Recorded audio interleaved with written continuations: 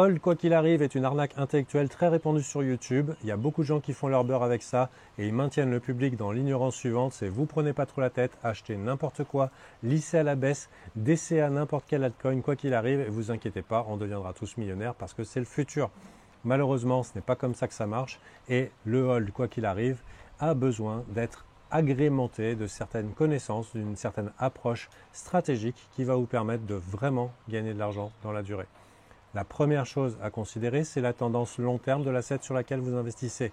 Si c'est long terme à échelle de décennie et ça ne fait que monter à échelle de décennie, parlons Bitcoin par exemple qui est haussier à échelle de mois, tant que ça n'est pas inversé, cette tendance à échelle monthly ou à échelle de semaine, la tendance est haussière, point, c'est tout. Donc du coup, ça fait sens de faire du DCA dessus, ça fait sens de holder en soignant quand même nos entrées pour pouvoir profiter des jambes haussières quand elles se présentent. Pour ce qui est des autres assets, il y a des assets qui sont en tendance baissière long terme, il y a des alts qui sont mourants depuis le précédent cycle et qui n'ont pas revu la lumière, d'autres qui n'en verront jamais. Parmi, par exemple, les mêmes coins, il y en a qui ont une espérance de vie de quelques jours, donc il n'y a pas de tendance haussière long terme. Hold, quoi qu'il arrive, et DCA dessus ne changera absolument rien et ne va pas raviver votre fart pet coin de trucs muches de caca coin, ça ne marchera pas. Et il y a aussi des ranges, c'est-à-dire il y a des ranges long terme définis, que ce soit sur les cryptos ou que ce soit sur les actions. Et dans ce cas-là, on voit quoi? On voit des niveaux horizontaux particulièrement bien définis sur les points bas et les points hauts. Et l'investisseur va vouloir accumuler sur les points bas et vendre sur les points hauts. Et bien sûr, on pourrait penser, oui, mais ça va casser et on ne va pas casser à la hausse. Tant que ça ne casse pas à la hausse, on est dans un range. Donc, à bien considérer la structure long terme du marché. Est-ce que c'est haussier? Est-ce que c'est baissier? Autre chose, il va falloir aussi sélectionner son timing. Même si c'est haussier, on ne va pas acheter n'importe quand. Par exemple, on parle souvent des cycles des cryptos 4 ans pour le Bitcoin. Là, ça fait déjà 2 ans que le Bitcoin est en train de monter. Ça fait 4 cycles déjà qu'il y a eu des phases baissières significatives sur le Bitcoin avec des retracements de 70 à 85%. Le plus souvent, plus 85% que 70%.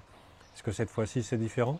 Peut-être, maintenant qu'il y a BlackRock et compagnie. Mais il faut être conscient que vous êtes loin de la phase de départ. Vous êtes loin du renversement de tendance qui a eu lieu en 2023. Donc, il va falloir considérer aussi les points d'entrée pour vos achats.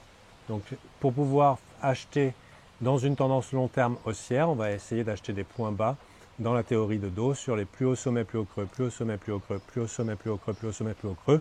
Vous comprenez qu'au début de la création d'un plus haut creux, c'est là éventuellement qu'on va vouloir acheter. C'est pour ça qu'il y a un peu plus d'un mois sur Alpha Team, je disais que le Bitcoin était prêt pour un rallye parce qu'on avait la création d'un plus haut creux à échelle de semaine qui était en train de se dessiner. Et ce n'est pas quand on approche ou quand on atteint la TH, l'all-time high, les plus hauts sommets qu'on va se décider, c'est bon, c'est le moment pour acheter ces boules. Malheureusement, c'est trop tard.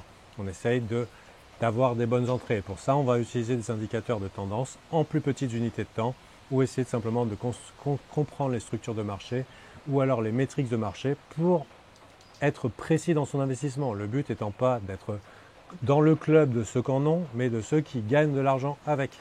Et il y a beaucoup de gens qui vont dans le hall en disant « Mais non, c'est trop compliqué, comment je vais faire pour gagner de l'argent sinon ?» Eh ben non, c'est pas trop compliqué. Il suffit de se sortir les doigts du cul et peut-être de rejoindre Alpha Team.